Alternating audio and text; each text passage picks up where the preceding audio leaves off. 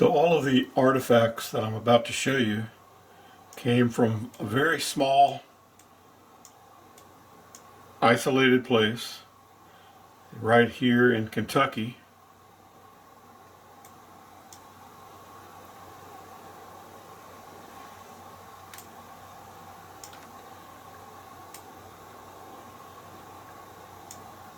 So I'm going to start off showing some of the more interesting artifacts, and then I'll progress through and show you everything if you want to stick around and watch the entire video.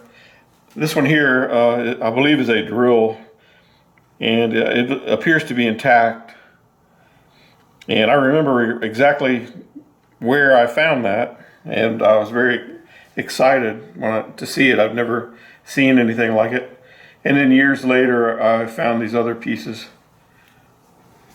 But to me, that's really interesting. It has a flute in it, and I believe it would be used for making a hole in wood or maybe in leather.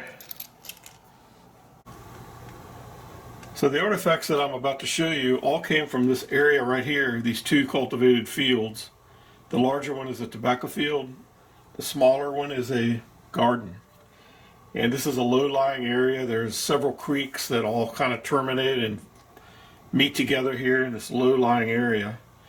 And I'll show you a back out of it, and you can see what I mean.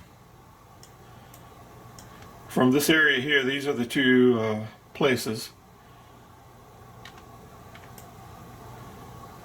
It's a natural low-lying area. There's a mountainous terrain all around, but there's a forked valley here where I think where trails where naturally people would be traveling.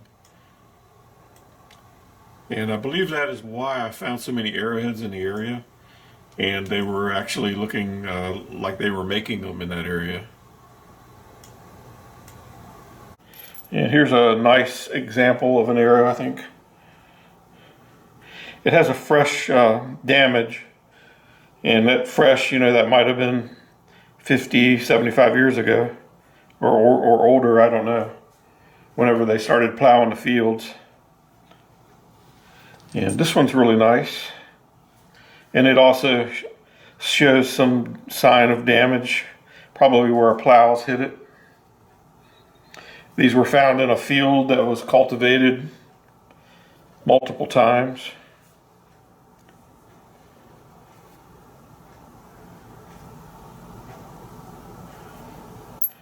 This one has a nice, I like the teeth on that. It looks like it would be very painful.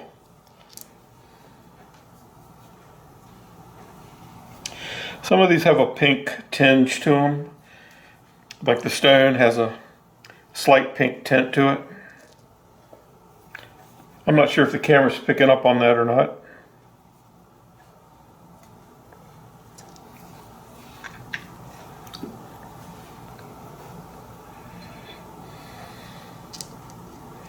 And I have some that have some interesting stone mixes in there. Don't usually see many like that. Here's another one.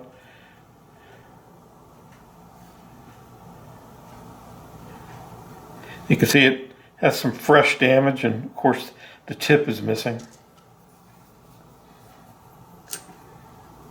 I like the tie off on that. It's well shaped. Here's a small one. I'm not sure what they would shoot with that. Got a few little tiny ones here. This one again has multiple coloration in it. Some more of the pink stone. You can definitely tell the edge work. After you've found a few of these, and you can begin to recognize the handwork in it.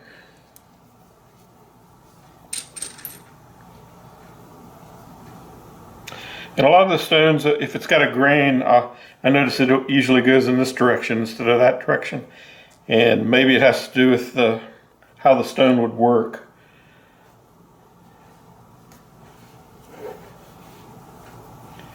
But I've just noticed if there's a grain, it's usually side to side and not front to back.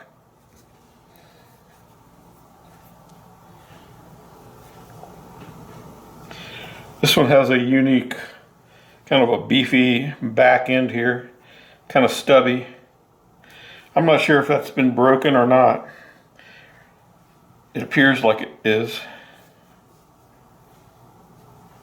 This one looks like the front tip is missing. Of course, this one looks cut in half. But they had a good shape going on there. They were definitely craftsmen, you know, to be able to shape a stone and make a tool or a weapon out of it. Now this one here is really interesting. It's the tip. And if I had found the rest of it, you know, I can't even imagine how big that would be, but basically it's just been shaped and sliced. I went back year after year to try to find the rest of this. I could never find it.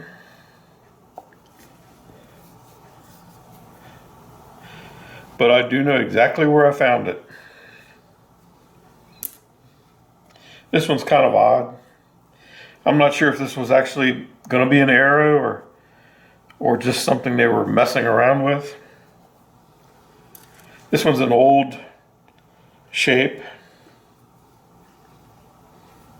unlike the rest.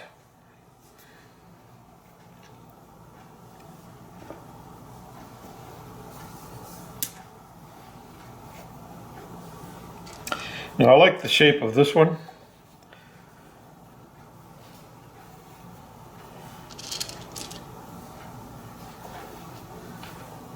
This one's got the pink tint to it. Now here's an interesting stone here. Of course it looks like it's missing the end, but wow, it was looking good. I don't know if these break when they're working on them and they just discard them, or if all of this is from a plow. Really don't know. This one looks complete here.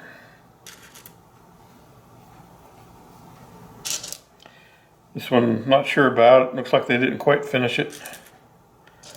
Here's one that's definitely been broken.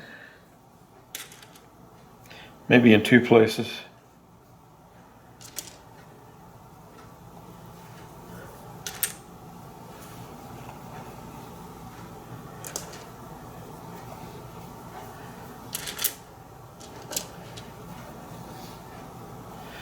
It's just the tip of one there.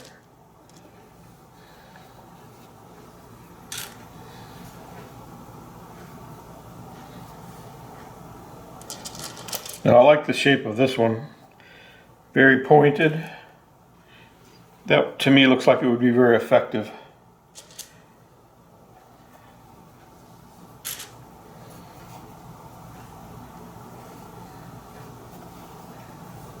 This is sort of an odd looking stone to me, to be an arrow.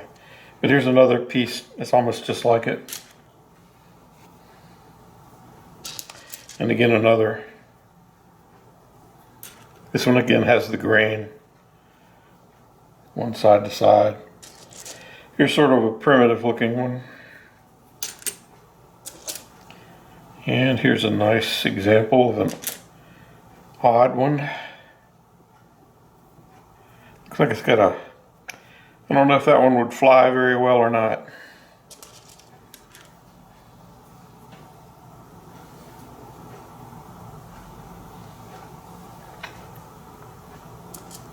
Some more pink stone.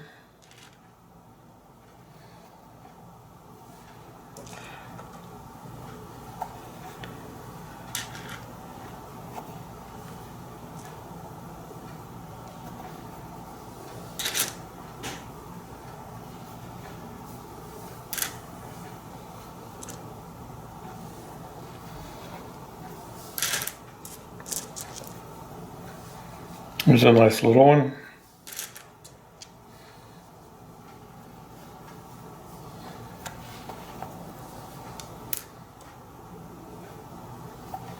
I'm not sure what's going on with that one.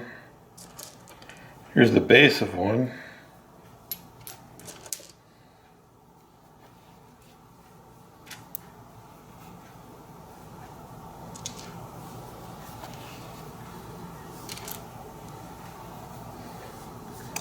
Something missing there. More of the pink.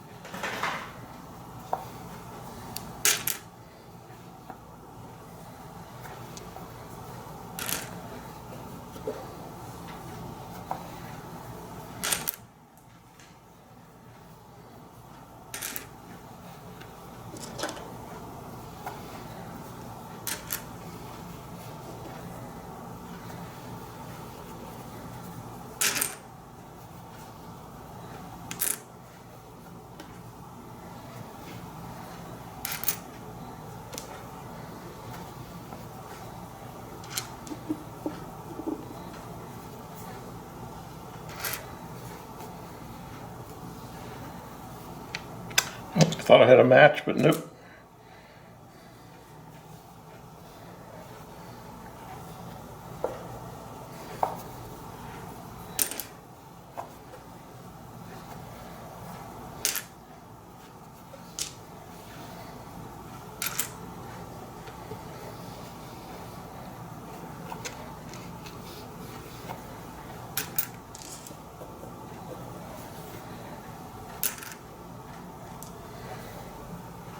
Now this one I like, the base is wide and generous. Of course the tip is gone, but here's another one. And this one's interesting here. I'm not sure. You can see it's got a definite cut and it's sharp. This could be some sort of tool. Or it could have been what they used to make an arrow.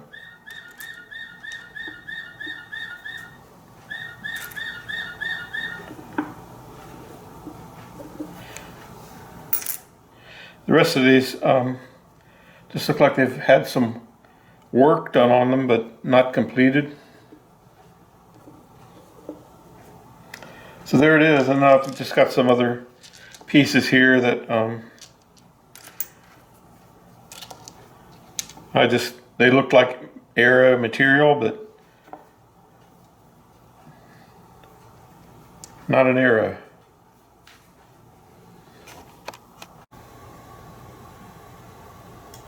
And people would come here from the north, and then also from the west toward the east here.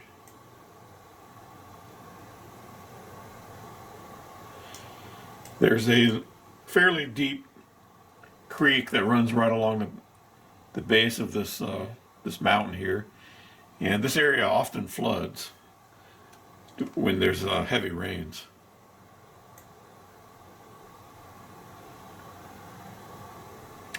And there's also a creek that runs right through here, and another one. This creek travels around, and you can see it right there as well.